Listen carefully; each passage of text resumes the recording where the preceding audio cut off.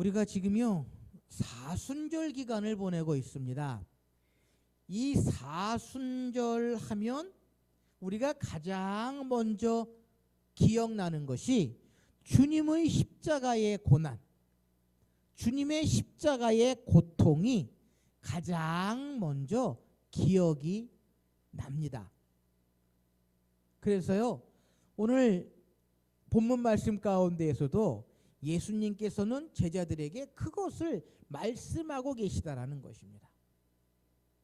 여러분, 우리가 인생을 살아가면서 많은 고통, 많은 슬픔을 맞닥뜨리게 됩니다. 그 중에 가장 큰 고통이 무엇이겠습니까? 그래서 어떤 분들은 이야기를 하실 때에 나보다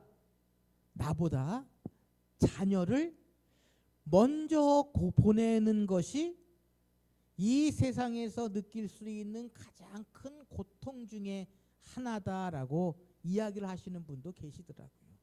그래서 사람이 죽으면 땅속에 묻지만 자녀가 죽으면 어디에 묻는다고 합니까? 마음속에 묻는다라고 하시는 말씀들을요 어르신들이 종종 하시더라고요. 아마 모르기는 해도 여러분들의 삶 속에서도, 아니 지난 한 주간의 삶 속에서도 무수히 많은 고통, 무수히 많은 고난을 겪으시면서 살아오셨으리라 생각이 되어집니다. 특별히 코로나 시대를 맞이고 있는 이 시대의 모든 사람들 아마 모르긴 해도요 많은 고통 속에 살아가고 있다라고 하는 생각을 해보게 됩니다. 그런데 이 고통이 어제 오는 일이겠습니까? 1년 전, 2년 전 일이겠습니까? 인류 역사가 계속되는 한 이 고통의 문제는요 해결할 수 있는 사람이 아무도 없을 것입니다.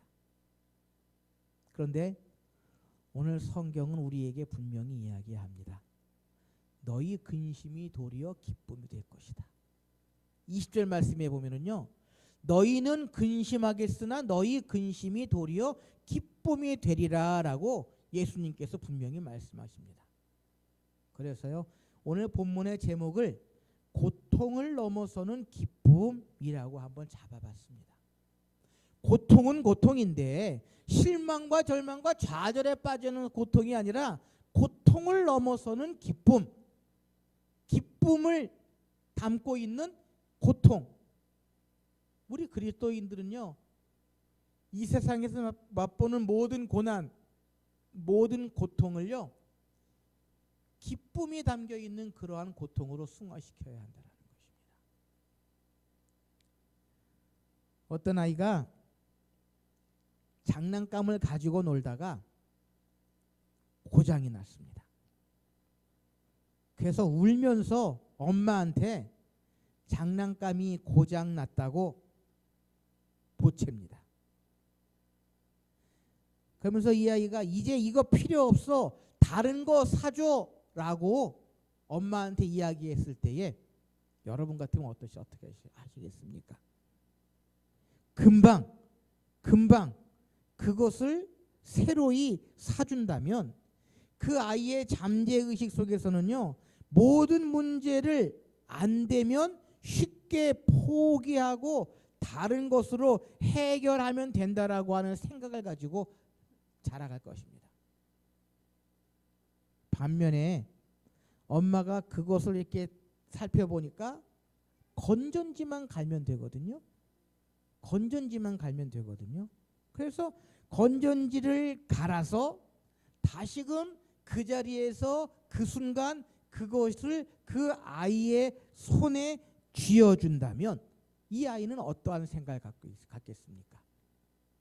내가 슬퍼하던 문제가 엄마의 손에서 다시 기쁨으로 바뀔 수 있구나라고 하는 생각을 하게 될 것입니다. 여러분, 우리 하나님께서도요 우리의 삶의 근심의 문제를 하나님의 손에서 기쁨의 문제로 바꿔 주시기를 원하시는 그러한 분이다라는 것입니다. 근심의 사람을 기쁨의 사람으로 변화시켜 주시고 육신의 사람을 너 쓸모없어 하고 버리시는 것이 아니라 다시 고쳐서 성령의 사람으로 변화시켜 사용하시는 분이 우리 하나님이시다라고 하는 것입니다. 사랑하는 성도 여러분, 우리의 삶 속의 근심과 걱정과 고난과 고통의 문제들을 우리 하나님께서는 해결해 주시고 그 모든 문제들을 선하게 아름답게 이루어 주시는 분이심을 믿으시기를 바랍니다. 그것이 우리 그리스도인들이 가지고 있어야 할 바른 믿음, 바른 신앙이고요. 고통을 넘어서는 기쁨을 우리에게 주시기 원하시는 우리 하나님의 마음이다라고 하는 것입니다. 오늘의 많은 사람들이 근심과 고통과 고난과 역경 속에 살아가고 있습니다. 그런데요, 그것은 오늘 이 시대 사람들뿐만이 아니라 저 먼 옛날 예수님 시대에 예수님의 제자들도 가지고 있었던 그러한 문제였다라고 하는 것입니다. 오늘 본문의 배경은 이렇습니다. 이제 예수님께서요, 십자가에 달려 죽으실 때가 얼마 남지 않아서 제자들을 불러놓고 제자들에게 말씀하십니다. 조금 있으면 내가 너희를 다시 보지 못하고 또 조금 있으면 나를 보리라 라고 예수님 말씀하십니다. 제자들에게는 청천벽력과 같은 그러한 말씀입니다. 많은 사람들이 예수님을 따라다니며 예수님을 쫓아다니며 왕으로 여기고 예수님을 칭송하고 예수님을 추앙하고 하는 그러한 때에 예수님의 제자들에게 너희를 떠날 것이다. 너희는 나를 보지 못할 것이다 라고 말씀하셨던 이 모습, 제자들에게는요 청천벽력과 같은 그러한 말씀이었다라고 하는 것입니다. 그러면서 예수님께서 한술 더 떠서 너희들이 곡하고 애통할 것이다 라고 말씀하십니다. 그러니까 제자들이 곡하고 애통할 것이다 라고까지 예수님 말씀하고 계시다라는 것입니다. 아마 제자들 편에서는요, 예수님이 없는 삶, 예수님이 안 계신 그러한 때를 기억할 때에 아마 상상하지도 못했던 힘들고 어려운 그러한 순간을 제자들은 생각하지도 못했던 일을 경험하게 될 것이다 라고 하는 것입니다. 예수님의 이 말씀대로 예수님께서는요, 십자가에 도살장에 끌려가는 어린 양, 털 깎는 자 앞에서 잠잠한 어린 양, 수치와 조롱을 다 당하시면서 십자가에 못 박히시는 그러한 길, 그러한 일을 우리 주님께서는 경험하시게 되었다라고 하는 것입니다. 여러분, 여러분들이 가장 사랑하고 여러분들이 가장 좋아했던 사람을 보낸다고 하는 것, 그것은요 얼마나 힘들고 어려운 일인지 모릅니다. 예수님께서 제자들에게 그것을 말씀하고 계시다라고 하는 것입니다. 그러한 상황이 너희에게 벌어질 것이다 라고 십자가를 지실 주님께서 제자들에게 그것을 말씀하고 계시다라는 것입니다. 그러면서 주님께서는 너희의 그런 근심, 너희의 그러한 고통, 너희의 그러한 고난이 도리어 기쁨이 되리라라고 말씀하십니다. 도리어 기쁨이 되리라라고 말씀하십니다. 사랑하는 성도 여러분, 오늘날 성도들이 세상에서 환난을 당할 때에 세상 사람들은 어떡합니까? 믿지 않는 사람들이, 그리스도인들이 힘들고 어려운 일을 당할 때 뭐라고 이야기를 합니까? 예수 믿으면 복 받는다고 하더니 꼴 좋다라고 비웃게 됩니다. 우리 그리스도인들이 실패하고 패배하는 것을 저들은요, 어찌 보면 좋아할지도 모릅니다. 그러나 여러분, 우리 그리스도인들이 세상에서 맞닥뜨리는 고통 속에는요, 반드시 하나님께서 함께 하시는, 하나님께서 모든 것들을 인도하시는 하나님이 계심을 우리는 기억해야 한다는 것입니다. 성경이 그것을 우리에게 이야기하고 있고요, 성경이 우리에게 그것을 분명히 가르쳐 주고 있다라고 하는 것입니다. 그래서 예수님께서 비유로 말씀하십니다. 너희 근심이 도리어 기쁨이 되리라 말씀하시면서, 여자가 해산하게 되면 그때가 이르렀으므로 근심하나 아기를 낳으면 세상에 사람 난 기쁨으로 말미암아 그 고통을 다시 기억하지 아니하느니라 라고 말씀하십니다. 이 말씀 진짜더라고요. 보니까 진짜더라고요. 출산신방을, 요즘은 뭐 출산신방을 못 가는데 서울에서 부교육자로 할 때, 생활을 할 때에 그땐 출산신방을 했습니다. 출산신방 할 때 뭘 갖고 가는 줄 아십니까? 교회 앞에 정육점이 하나가 있었는데 소고기 한 근, 미역 한 줄기, 한 주머니에 사갖고 출산신방을 갑니다. 서울에서 출산신방 가는데 소고기 한 근, 미역 사갖고 가는 건 처음이에요. 처음이었습니다. 보통 출산신방 가면 애기 옷이나 신발을 사갖고 가는데, 참 제가 부교육자로 있던 교회에서는 그게 전통으로 출산신방은 소고기 한 근, 미역 사갖고 하더라고. 어쨌든 가지고 가서 그 산모한테 수고했다, 고생했다 이야기하면서, 그래도 하나는 더 낳아야지 이야기하면 뭐라고 답하겠습니까? 다시는 안 난다고. 맞아요, 권사님. 다시는 안 난다고 그렇게 얘기를 하거든요. 그런데 2년 3년 후에 그 산모가 아기를 또 낳더라고요. 요즘은 뭐 결혼 안 하고 또 결혼해도 한 자녀밖에 안 낳지만, 그때만 해도 벌써 한 10년 전이었거든요. 그러니까 그때 되면은 자녀들을 좀 낳습니다. 요즘은 안 나요. 요즘 하나밖에 안 나고. 그런데 그때만 해도 자녀를 낳는 그러한 가정들이 있더라고요. 그래서 이 말씀을 읽으면서 맞다.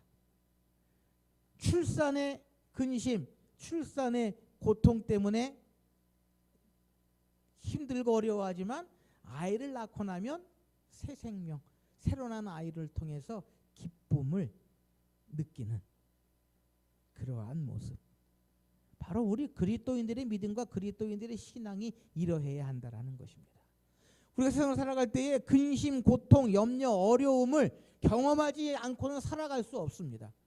그러나 그것을 실망하고 절망하고 좌절하는 것이 아니라 그 속에 담겨져 있는 하나님을 의지하고 하나님을 깨달을 때에 그 고통은 우리가 기쁨으로 승화시킬 수 있어야 한다라는 것입니다.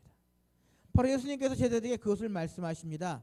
내가 너희를 떠나지만 너희는 나를 보지 못하지만 그것이 너희에게는 기쁨이다 라고 주님 말씀해 주고 계시다라는 것입니다.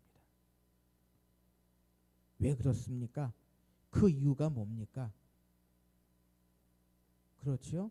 잠깐의 근심과 고통이 우리에게 기쁨을 더해주는 기회가 될 수 있다라는 것입니다. 주님께서 제자들을 떠나는 잠깐은 고통이겠지만 십자가에 달려 죽으셨다가 부활하셔서 다시 살아나시고 제자들에게 구원의 은혜, 천국을 허락하시는 또 한 번의 기회를 주시는 그러한 일이기에 잠시의 고통은 도리어 기쁨이 된다라고 하는 것입니다. 사랑하는 성도 여러분, 여러분들의 삶 속에 고난과 역경과 근심의 일들이 있습니까? 그렇다면 그 뒤에 있는 하나님을 바라보시기를 바랍니다. 그 모든 것들을 통해서 우리에게 찾아오시고 우리를 인도하시는 그 하나님을 의지하실 수 있으시기를 바랍니다. 그래서 근심과 고통이 우리에게 주어지게 되면 하나님께서 또 한 번 나에게 은혜를 주시고 기쁨을 주시고 하나님의 인도하심을 경험하게 하시려고 하는구나라고 하는 승화된 믿음과 승화된 신앙이 있어야 한다라고 하는 것입니다. 사랑하는 성도 여러분, 십자가 뒤에 부활의 영광을 바라본다면 우리는요, 고통을 넘는 기쁨을 맛볼 수 있어야 한다라고 하는 것입니다. 두 번째로 예수님께서 근심이 도리어 기쁨이 된다고 하신 이유가 어디에 있습니까? 그것은요, 떠나는 것이 우리에게 더 유익이 되기 때문이다라고 하는 것입니다. 떠나는 것이 더 유익이 되기 때문이다라고 하는 것입니다. 여러분, 우리가 삼위일체를 이야기할 때에 예수님께서 하시는 사역이 무엇입니까? 구원 사역이거든요. 온 인류를 구원하시기 위한 사역이 성자 하나님 예수 그리스도의 사역입니다. 예수님께서는요, 십자가에 달려 죽으시고 부활 승천하시는 것이 예수님의 사역이십니다. 그리고 성령 하나님의 사역이 뭡니까? 성령 하나님의 사역이 하나님의 사람들을 지키시고 인도하시고 선하게 아름답게 이끌어 주시는 것이 성령 하나님의 사역입니다. 그래서 예수님께서 십자가에 죽으시고 부활 승천하시는 것이 예수님의 사역이고, 성령 하나님께서 우리와 함께 하시는 그 사역이 우리에게는 더 유익하다라고 하시는 것입니다. 그래서요, 우리가 오늘 읽지는 않았지만 요한복음 16장, 오늘 본문이 속해 있는 요한복음 16장의 말씀을 쭉 살펴보면은요, 쭉 살펴보면 이 말씀은 예수님께서 성령 하나님, 성령님께서 우리와 함께 하시겠다라고 하시는, 성령 하나님을 우리에게 보내주시겠다고 하시는 그 약속의 말씀이다라는 것입니다. 그래서 예수님께서 떠나시는 것이 우리에게는 더 유익이다라고 하는 것입니다. 예수님께서는 말씀하십니다. 내가 너희를 고아와 같이 버려두지 아니하고 너희에게 오리라라고 말씀하십니다. 무슨 이야기입니까? 예수님께서는 떠나시더라도 제자들이 예수님을 보지 못한다 할지라도 예수님의 제자들, 주님을 따르는 사람들을 버려두지 아니하시고 늘 지켜주시겠다. 누구를 통해서? 성령님을 통해서.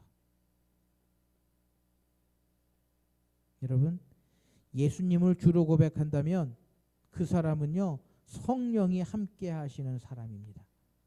성령님은 지금도 우리 속에 거하시면서 죄를 깨닫게 하시고 진리 가운데로 인도하시고 하나님의 뜻을 분별하게 하시고 연약할 때 도우시는 분이 성령 하나님이십니다.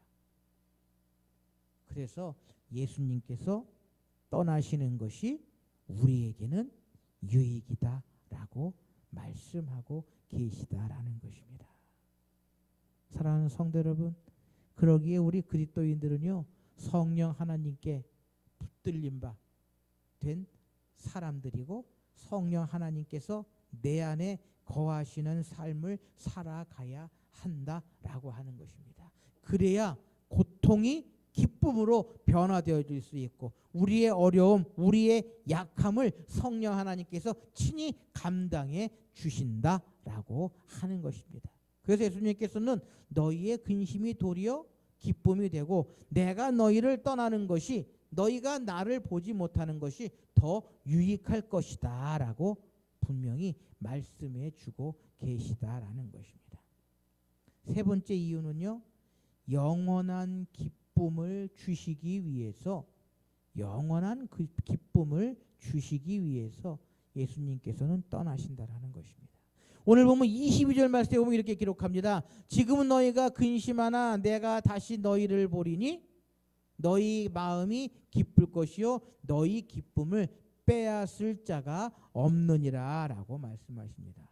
여기서 이야기하는 기쁨은요, 세상이 주는 그러한 기쁨이 결코 아니다라는 것입니다. 예수 그리스도 안에서 느낄 수 있는 기쁨, 우리 주님께서 우리에게 허락하신 그러한 기쁨을 이야기하고 있다라는 것입니다. 다시 말하면 세상이 주는 잠깐의 기쁨이 아니라 우리가 영원히 하나님의 나라 저 천국에서 누릴 수 있는 그러한 기쁨을 우리에게 분명히 말씀하고 계시다라고 하는 것입니다. 그러면서 24절 말씀에 지금까지 너희가 내 이름으로 아무것도 구하지 않았으나 구하라 그리하면 받으리니 너희 기쁨이 충만하리라 라고 우리에게 분명히 말씀하고 계십니다. 여러분 한번 여쭤볼까요? 힘들고 어려울 때 근심과 걱정, 헤쳐나가야 할 일이 많이 있을 때 기도하십니까? 기쁘고 즐거운 일이 있을 때 기도하십니까? 당연하죠. 그러지요. 힘들고 어려울 때에 고난과 고통 가운데에 기도하게 된다라는 것입니다. 바로 주님께서는 그거를 아셨다라는 것입니다. 고난과 역경과 근심 가운데에 하나님을 찾고 기도하고 주님 앞에 나아가는 그 모습, 우리 주님께서는요 그거를 아시고 이제 너희가 내가 너희를 떠나면 너희가 고통을 받을 건데 그때 기도해라 말씀하십니다. 그 말씀대로요 예수님께서 승천하신 후에 마가다락방에 120명의 성도들이 모여 기도했습니다. 그 결과 성령 하나님께서 함께 하시고 그 결과 교회가 발생하고 교회가 전파되는 그러한 교회의 역사가 시작이 됐다라는 것입니다. 고통을 넘어선 기쁨, 그것은 하나님께서 우리에게 새로운 역사를 허락해 주시는 하나님의 뜻이다라는 것입니다. 여러분, 주님의 십자가에 고통이 없었으면 부활의 기쁨은 결코 있을 수 없습니다. 주님의 십자가의 고난 없이 부활의 영광은 있을 수 없다라는 것입니다. 우리가 믿음으로 신앙으로 살아갈 때 이 세상에서 받는 고통, 고난, 그것이 끝이 아니라 그 속에 담겨져 있는 하나님의 은혜, 하나님의 축복, 하나님의 인도하심이 있음을 우리는 기억해야 한다라는 것입니다. 사랑하는 성도 여러분, 사순절 기간을 보내고 있습니다. 사순절은 분명히 고난의 시간이요 고통의 시간입니다. 그러나 사순절이 고난과 고통으로 끝난다면 우리에게는 아무 의미가 없고요 불필요한 그러한 절기일 것입니다. 그러나 사순절의 고난과 고통 뒤에는 반드시 부활의 아침, 부활의 영광, 그리고 우리에게 주시는 소망과 기쁨이 그 속에 담겨져 있다라고 하는 것입니다. 사랑하는 성도 여러분, 세상 속에서 슬픔과 근심과 고난과 고통의 일들이 있으십니까?